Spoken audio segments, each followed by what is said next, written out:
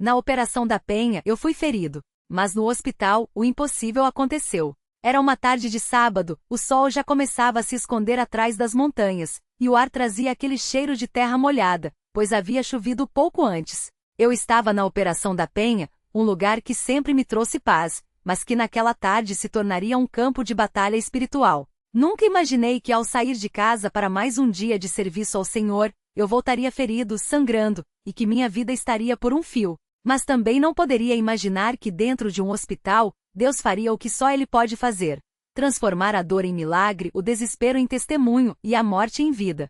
Tudo começou quando eu e alguns irmãos estávamos organizando os últimos detalhes para o culto da noite. A igreja estava cheia de pessoas, algumas chegando cedo para ajudar, outras já sentadas, esperando o momento de adorar. Eu estava no fundo do salão, próximo à porta que dá acesso ao pátio, quando ouvi um barulho estranho vindo de fora. Era como se alguém estivesse discutindo, mas não dava para entender direito. Como sou um dos responsáveis pela segurança do local, resolvi ir verificar. Ao abrir a porta, me deparei com uma cena que jamais esquecerei. 2 homens claramente alterados empurrando um terceiro que tentava se soltar. Um deles segurou o braço do rapaz com força, enquanto o outro sacou uma faca. Meu coração gelou. Não tive tempo de pensar, apenas agi. Gritei para que soltassem aquele homem, mas eles nem olharam na minha direção. O que seguiu foi tão rápido que até hoje, quando fecho os olhos, vejo tudo em câmera lenta. O homem com a faca virou-se para mim e, sem nenhuma palavra, avançou. Senti a lâmina cortar o ar antes de sentir a dor.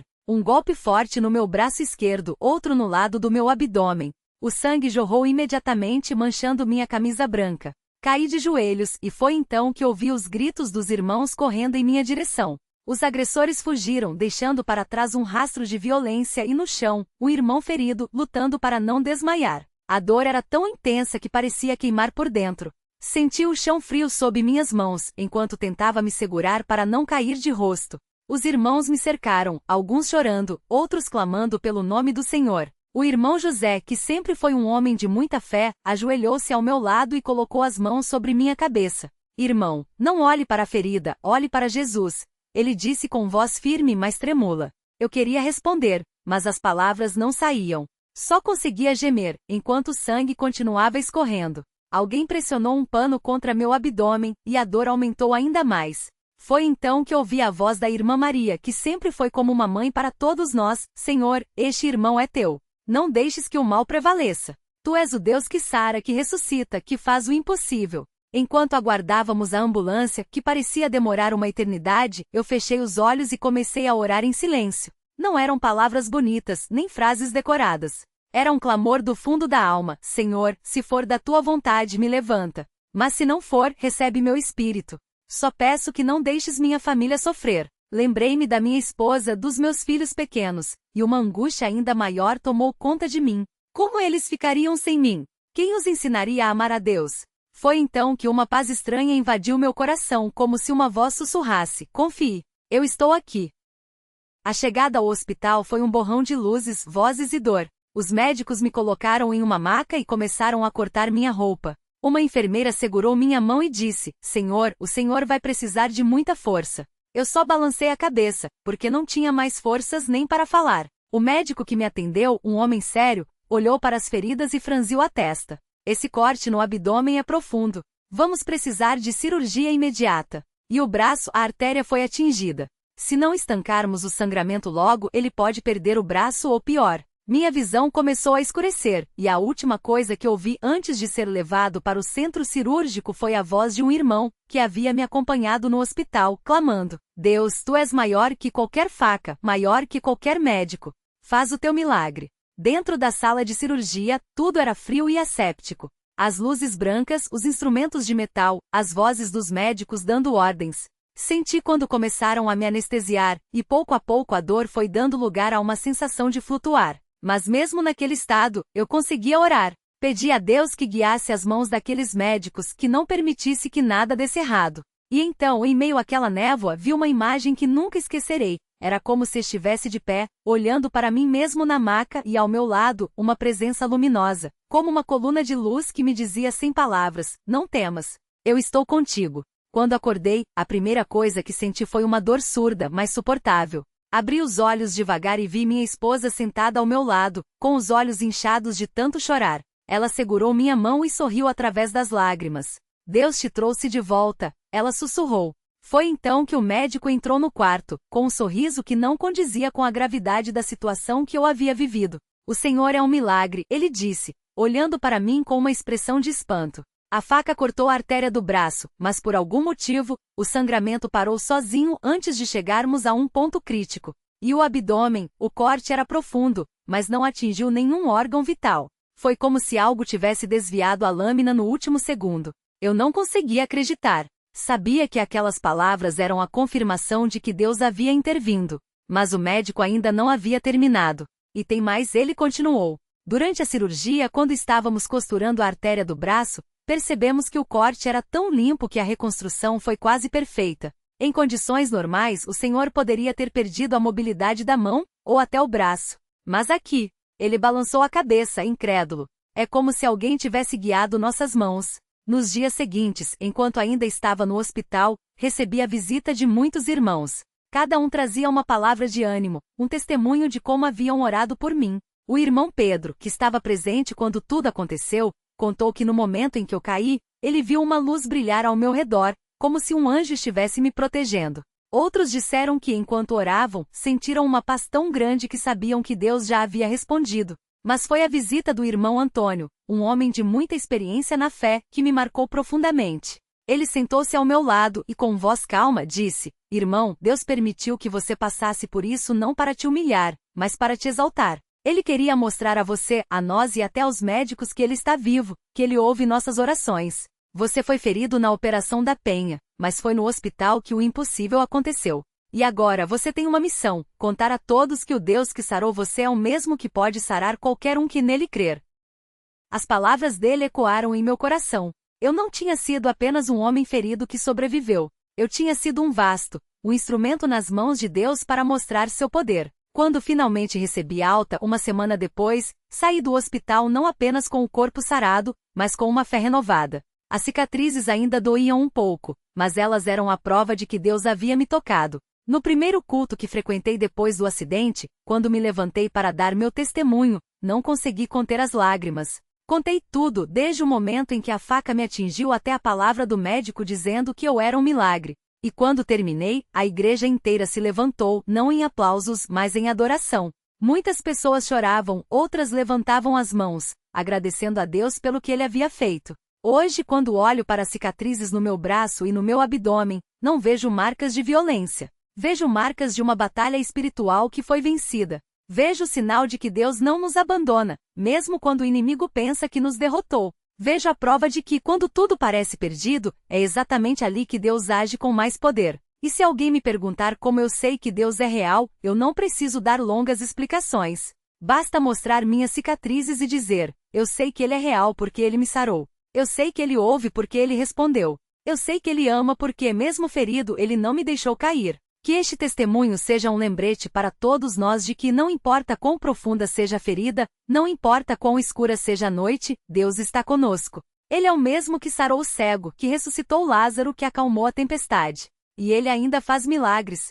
Basta crer. Aqueles dias que se seguiram ao meu retorno para casa foram de uma quietude que só quem passou por uma prova se entende. Não era um silêncio vazio, mas cheio da presença de Deus. Cada manhã, ao acordar, eu sentia um peso no peito, não de tristeza, mas de gratidão tão profunda que parecia que o coração não cabia dentro de mim. Eu me ajoelhava ao lado da cama, ainda com as mãos trêmulas, e agradecia. Não eram palavras bonitas ou preparadas, eram suspiros, lágrimas, às vezes só o nome de Jesus repetido baixinho, porque não havia outra forma de expressar aquilo que eu sentia. Minha esposa, que havia passado noites em claro ao meu lado no hospital, agora me olhava com um brilho nos olhos que eu nunca tinha visto antes. Uma vez, enquanto ela trocava os curativos, parou de repente, segurou minha mão e disse: Você sabe que Deus não só te sarou, mas sarou a gente também, né? Eu entendi o que ela queria dizer. Aquela prova tinha sido como um fogo que queimou tudo que não prestava em nós. Os medos bobos, as brigas por coisa pequena, a correria sem sentido, tudo tinha ficado para trás. Agora, até o jeito de nos olharmos era diferente.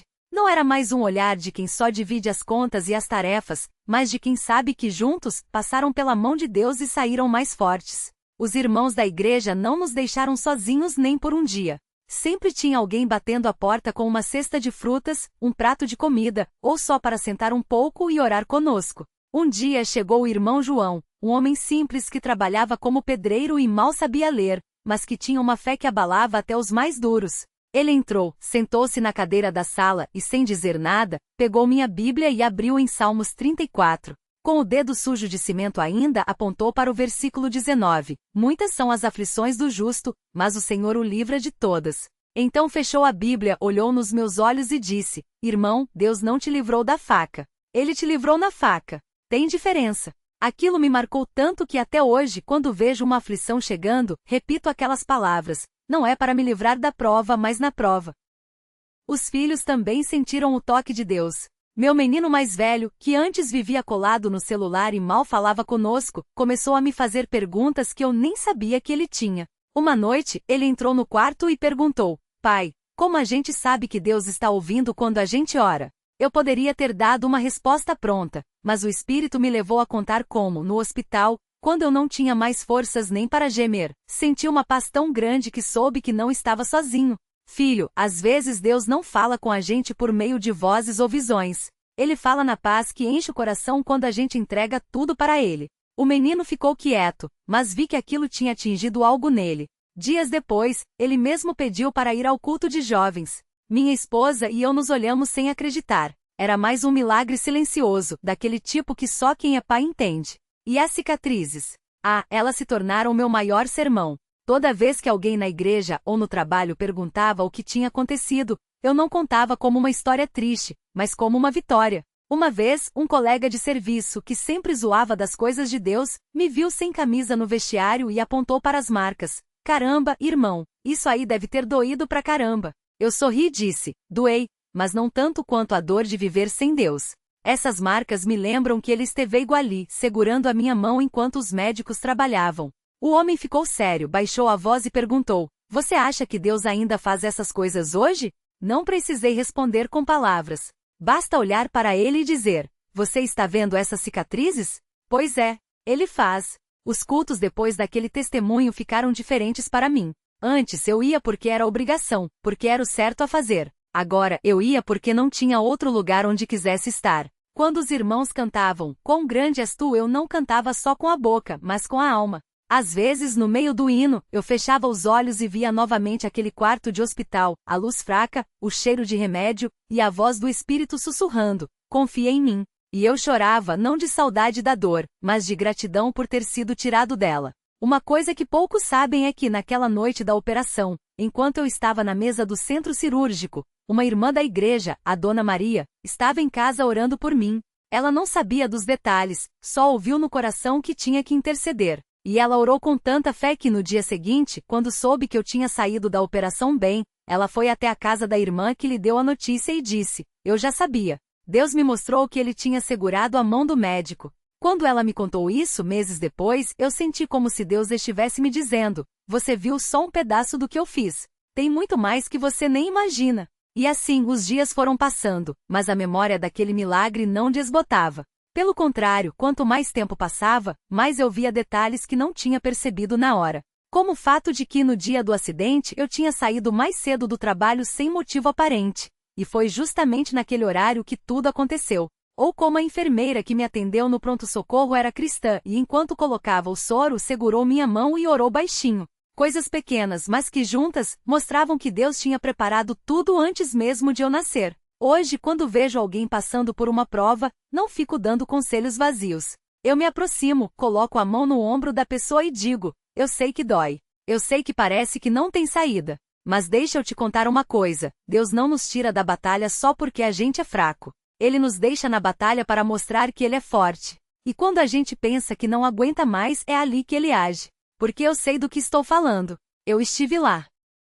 E se alguém me perguntar se eu trocaria essa experiência por uma vida sem cicatrizes, eu respondo sem hesitar: não. Porque essas marcas não são só lembrete do que eu passei, mas do que Deus fez. Elas me lembram que quando tudo desaba, há um que não desaba conosco. Que quando o mundo diz que não tem jeito, Ele diz: Eu sou o caminho. Que quando a dor parece maior que a fé, é só a fé que vai nos sustentar até o fim. Por isso, toda vez que eu me ajoelho para orar, Não peço para Deus me livrar das provas. Peço para Ele me dar força para passá-las de cabeça erguida, sabendo que do outro lado, há uma bênção que só quem passou pelo fogo pode receber, porque a fé que não é provada não pode ser confiada. E a vitória que não custou nada não tem valor. Que este testemunho não seja só uma história para ser lida, mas um chamado para que cada um de nós olhe para as próprias cicatrizes, sejam elas no corpo ou na alma, e veja nelas não a marca da derrota, mas a assinatura de Deus. Porque Ele não nos deixa com feridas sem propósito. Ele as usa para escrever uma história de redenção. E se hoje você está ferido, seja por uma palavra, uma traição, uma doença ou uma perda, saiba isto: Deus não está surdo. Ele não está longe. Ele está ali bem no meio da sua dor, segurando suas lágrimas em uma garrafa, como diz a sua palavra. E quando você menos esperar, Ele vai transformar seu choro em dança, sua noite em manhã, sua cicatriz em testemunho. Porque Ele é Deus. E Deus não muda. Na Operação da Penha, eu fui ferido. Mas no hospital, o impossível aconteceu. Continuação com novos detalhes, diálogos e a profundidade do cotidiano na CCB, o cheiro de café e o silêncio da madrugada. O hospital ainda dormia quando a irmã Maria de Lourdes entrou no meu quarto com uma bandeja de café preto e um pão de queijo ainda quente. Ela era daqueles servos que chegavam antes do sol nascer para limpar o templo, preparar o café para os irmãos que faziam vigília e orar pelos enfermos antes que os médicos começassem suas rondas. Seu rosto, marcado por rugas profundas e um sorriso que nunca desbotava, era um mapa de anos de fidelidade.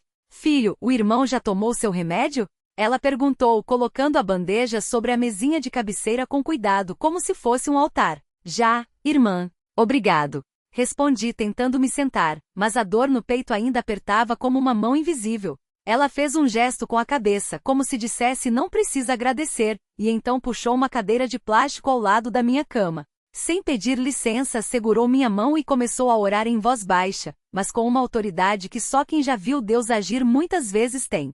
Pai Celestial, o irmão aqui é teu soldado. Tu o chamaste para a batalha, e agora ele está ferido, mas não derrotado. Senhor, como o salmista disse, Ele sara os de coração quebrantado e cura-lhes as feridas. Salmo 1:4-7, 3. Então, Pai, eu peço, sara esse jovem. Não só o corpo, mas a alma. Dá-lhe forças para voltar à luta, porque o inimigo não pode se alegrar com a queda de um teu servo. Em nome de Jesus. Eu fechei os olhos e senti o peso daquela oração. Não era uma prece decorada, nem um clichê religioso. Era a voz de alguém que já tinha visto Deus responder no impossível. Quando ela terminou, apertou minha mão e disse: O irmão vai sair daqui e quando sair, vai contar essa história para fortalecer outros. Porque Deus não faz nada à toa. E então, como se fosse a coisa mais natural do mundo, ela tirou do bolso um pequeno frasco de óleo de oliva, daquele mesmo que usávamos nas unções na congregação, e fez uma cruz na minha testa murmurando: O sangue de Jesus tem poder. A visita que veio do céu. Naquela tarde, enquanto eu tentava assistir a um culto transmitido pela TV da CCB, a imagem tremeluzia, mas a voz do pastor era clara como água. A porta do quarto se abriu devagar. Era o irmão João Batista, um dos mais velhos da congregação, homem de poucas palavras, mas de uma fé que movimentava montanhas. Ele carregava uma Bíblia desgastada, daquelas que já tinham sido molhadas por lágrimas em muitas noites de oração. O irmão tá aguentando firme? Ele perguntou, sentando-se com um suspiro pesado, como se carregasse o peso do mundo nas costas. Tô tentando, irmão. Mas tem horas que a dor aperta, e a cabeça começa a pensar coisas que não deveria. Confessei, baixando o olhar. Ele abriu a Bíblia em Salmos e apontou para um versículo marcado com um pedaço de fita adesiva amarelada. Por que estás abatido, ó minha alma? Por que te perturbas dentro de mim? Espera em Deus, pois ainda o louvarei. Ele é a salvação da minha face e o meu Deus. Salmo 42, 11. Ele olhou para mim com olhos que já tinham visto muita coisa. Filho, eu já estive onde você está. Em 1988 eu estava numa cama assim, com os médicos dizendo que eu não ia passar daquela semana. Minha esposa chorava no corredor, meus filhos não podiam me ver daquele jeito. Mas Deus me levantou. E sabe por quê? Balancei a cabeça, esperando a resposta. Porque Ele ainda tinha uma obra para eu fazer. E com você não é diferente. Essa prova não é para te destruir, é para te preparar. Porque quando Deus quer usar um homem, primeiro Ele o quebra. Ele fechou a Bíblia e colocou a mão no meu ombro, como um pai faz com um filho. O irmão vai sair daqui. E quando sair, vai ser mais forte. Mas tem uma coisa que eu preciso te dizer. Não volta para a batalha com raiva. Volta com amor. porque o diabo quer que você guarde ódio dos homens que te feriram. Mas Jesus morreu por eles também. Eu engoli em seco. Era verdade. Nas operações, a gente via o pior dos homens. Mas também via a misericórdia de Deus agindo onde menos se esperava. O culto no corredor do hospital. Naquela noite, algo inesperado aconteceu. Um grupo de irmãos da CCB, uns 10, entre jovens e obreiros, apareceu no hospital com instrumentos musicais. Não eram profissionais, mas tinham algo que nenhum músico famoso poderia imitar, unção. Eles se reuniram no corredor, perto do meu quarto, e começaram a cantar Deus é Fiel. A princípio as enfermeiras reclamaram do barulho, mas quando viram que era um culto, algumas até pararam para ouvir. Uma delas, uma moça chamada Ana, ficou encostada na parede com os braços cruzados, mas eu vi suas lágrimas quando cantaram mesmo que a figueira não floresça. Ainda me alegrarei no Senhor. O irmão Paulo, que tocava violão, olhou para mim e disse: Esse aqui é para você, soldado. Deus não te esqueceu. E então, eles cantaram o Deus que tudo pode com uma força que fez as paredes tremerem. Eu fechei os olhos e senti, pela primeira vez desde que tinha sido ferido, que não estava sozinho.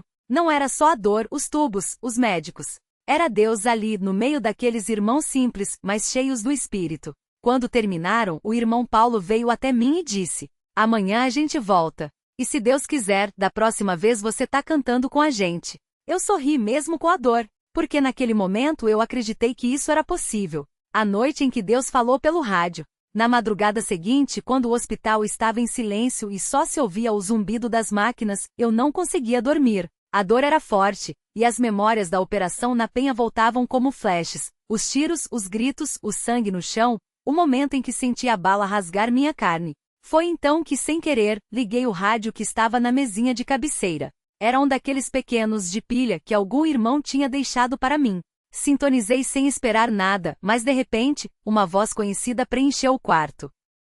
E mesmo quando tudo parece perdido, Deus está no controle. Ele não dorme e não cochila. Ele vê cada lágrima, cada ferida, cada noite em claro. E quando você pensa que está sozinho, ele está ali, preparando a sua vitória. Era a voz do pastor da minha congregação, pregando em um culto gravado. Não era ao vivo, não era para mim, mas Deus usou aquelas palavras exatamente na hora em que eu mais precisava ouvi-las. E então, como se fosse um recado direto do céu, o pastor leu: Não temas, porque eu sou contigo. Não te assombres, porque eu sou teu Deus. Eu te fortaleço e te ajudo, e te sustento com a minha destra fiel. Isaías 41, 10.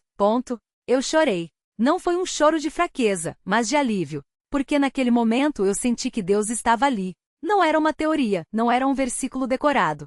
Era real. E então, como se fosse um sinal, o rádio começou a chiado, e a voz sumiu. Mas a mensagem já tinha sido entregue. O médico que não entendeu. No dia seguinte, o médico responsável pelo meu caso entrou no quarto com um ar sério, carregando um prontuário grosso. Ele era daqueles profissionais que acreditavam só na ciência, e olhava para a fé como algo pitoresco, mas irrelevante. Bom, seu caso é interessante. Ele disse, ajustando os óculos. Os exames mostram que a sua recuperação está acontecendo de forma anormalmente rápida. A infecção que deveria estar se espalhando está regredindo.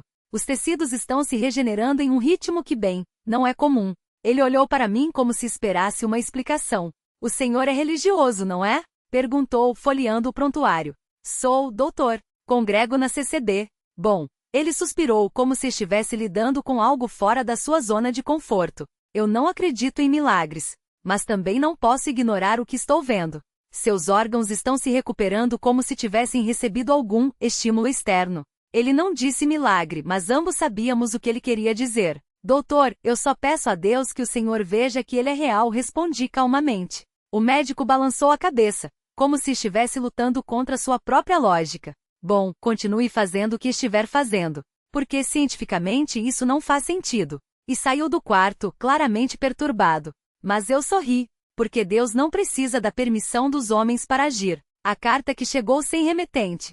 2 dias depois, enquanto eu tentava me levantar pela primeira vez com a ajuda de uma enfermeira, uma irmã da congregação chegou com uma carta. Não tinha remetente, só o meu nome escrito à mão em um envelope amarelado. Dentro havia uma folha de papel de caderno com uma caligrafia tremida, como se tivesse sido escrita por alguém idoso ou muito emocionado. Meu filho, quando eu era jovem também fui ferido. Não por balas, mas por palavras, por traições, por sonhos que se quebraram. Eu pensei que nunca mais ia me levantar, Mas Deus me mostrou que as cicatrizes não são sinais de derrota, são provas de que nós lutamos e não desistimos. Hoje, eu sou um velho, mas ainda sirvo ao Senhor. E te digo uma coisa, o inimigo queria te matar na penha, mas Deus te guardou porque ainda tem uma missão para você. Não perca tempo com amargura. Levanta, soldadinho, porque a batalha não acabou, e o melhor ainda está por vir. Um servo que ora por você. PS, lembra do irmão que te deu a Bíblia na formatura da EBD? Sou eu. Eu segurei aquela carta como se fosse um tesouro, porque era exatamente o que eu precisava ouvir. Não era um sermão, não era uma teoria. Era a voz de alguém que tinha caminhado onde eu estava caminhando e tinha saído vitorioso. O sonho que mudou tudo. Naquela noite, tive um sonho tão vivo que quando acordei, ainda sentia o cheiro de chuva e o som de vozes cantando. No sonho, eu estava de volta à penha, mas não era uma memória. Era como se Deus me mostrasse a operação de outro ângulo. Eu via os homens que me feriram, seus rostos marcados pelo ódio, pelas drogas, pela desesperança. E então, uma voz disse: eles também são meus filhos. De repente a cena mudou, e eu estava em um culto na CCB. Mas não era um culto qualquer. Era um culto onde aqueles mesmos homens que antes me queriam morto, agora estavam de joelhos, chorando e clamando por misericórdia. E a voz voltou. Você pensou que eu te livrei só por você? Não, eu te livrei por eles também. Quando acordei, meu travesseiro estava molhado de lágrimas. Porque Deus não só me mostrou que eu ia sarar, Ele me mostrou por quê. A alta médica e o reencontro com a congregação. Uma semana depois, contra todas as expectativas dos médicos, recebi alta. Quando saí do hospital, uma multidão de irmãos da CCB estava lá, esperando. Não eram só os da minha congregação.